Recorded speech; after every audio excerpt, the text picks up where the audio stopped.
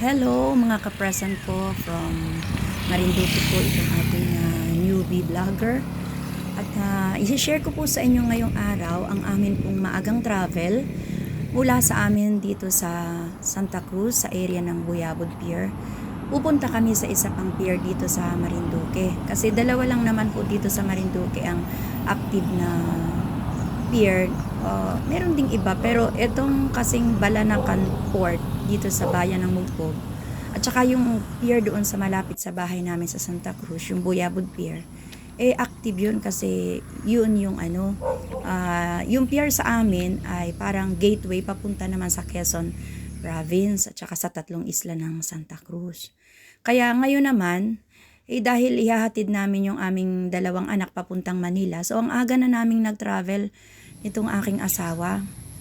Kaya nung papunta pa lamang kami doon sa Balanacan Pier, sabi ko, ay napadaan kami dito sa Balanacan View Deck. Matagal ko na itong gustong maabot. Ito naman ay lagi namin dinadaanan. Kaya nga lang, wala kaming time na umakyat. So, ito, iaakyat ko kayo dito sa Balanacan View Deck.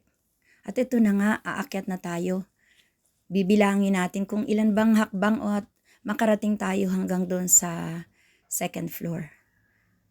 So, eto na po mga ka-present, aakyat na kami sa Balanacan View Deck. At napansin ko na dalawa palang story, dalawang floors itong view deck. So, uunahin natin itong pinakang ground nila. Ground floor po yan, pero hindi ko lang matansya kung above sea level, gaano kataas. So, pagdating ko doon sa itaas, sabi ko, wow, napakaganda pala ng view dito. Napakaaga pa po namin dito mga ka-present. Dahil ang hinahabol po namin na biyahe ng barko ay 6:30 ng umaga. Kaya napakaaga namin umalis. It so happened po na this day ay pinakang kick-off program ng Brigada Eskwela ng Mimaropa Region na mag-host po kaming mga DepEd officials dito sa Marinduque. Sabi ko napakaaga pa naman natin na makarating doon sa venue kaya akyat muna tayo at tayo ay makapag picture din at titingnan natin, i-feel natin. Kaya nga ang sabi ko dito sa title ng aking vlog ngayon, Iti-akin ko sa vlog. Mapagmataas naman tayo. Ibig ko pong sabihin is yung location, mapagmataas, hindi naman yung bilang tao na tayo ay mapagmataas. At pagdating nga po dito, na-amaze talaga ako kasi kahit po baga ako ay taga rito mismo sa lugar namin na ito, bagamat ito ay kabilang bayan ng aming lugar, hindi pa rin mo pala masabi na kahit ikaw ay taga rito, baka natalo pa tayo ng mga hindi taga rito na talagang pinaplano nilang makarating dito sa Marinduque pagkatapos ikutin nila. Tayo na mga mismong taga rito, daan-daanan lang natin. Kaya sobra kong na-appreciate ito. Buti na lang at yung asawa ko, yung bagang hindi mahirap ayain sa mga ganito. Talagang mahilig din siya. Kaya nga pagdating niya dito, sabi niya, napakaswerte natin dahil ng ito project ng gobyerno. Hindi ba yung sabihin natin lagi na ay tungkol lang sa mga ayuda, mga cash na ibibigay. Yung ganitong mga paggawa ng gobyerno, libre ito nating nai-enjoy. At sabi nga niya, punta pa tayo dito sa sa pangalawang floor. Sabi ko, parang ayoko na dahil masyado nang matarik.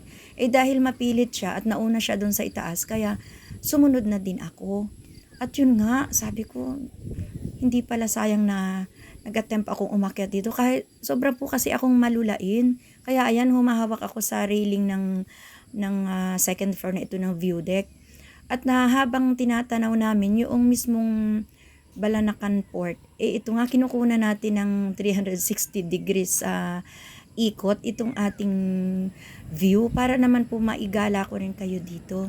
At yung maliliit na island na yan, mga islet na yan, yan yung parang kumukulong doon sa area ng Balanacan Port na sa malayo kung titingnan mo, parang isang lagoon.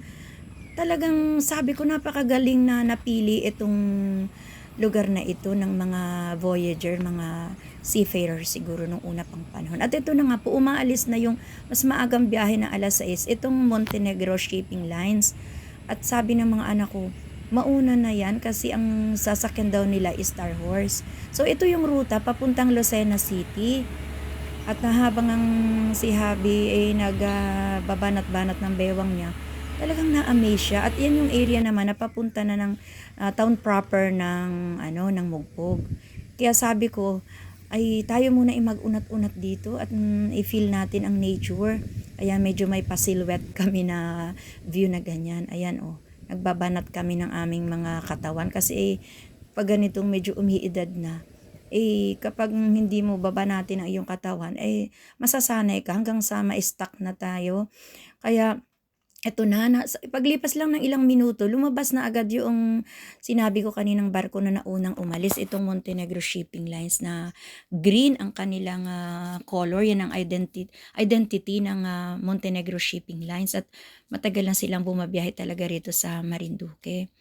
Kaya, ayan kinukunan ko na nga yung aking asawa at sabi ko, ako'y gusto ko ring ma-experience diyan sa gilid, kaya ako'y humahawak dun sa railing at yung bang na-experience nyo rin po ba yun mga ka-present? Yung parang may kumikiliti dun sa ilalim ng yung talampakan. Ang tawag po nun dito sa amin sa Marinduque ay inakalamkam ang talampakan na parang hanggang sa sikmura aabot yung parang may sensation doon na ikaw ay may kasamang kaba, nervyos, gano'n. Kasi nga yung lalo ako, medyo takot ako sa height. Kaya yun. At yan na nga po, ibabalik ko lang lagi ang view dito sa Balanacan Port. Ito po ay sakop ng bayan ng Mugpog, isa sa 6 na bayan ng Marinduque.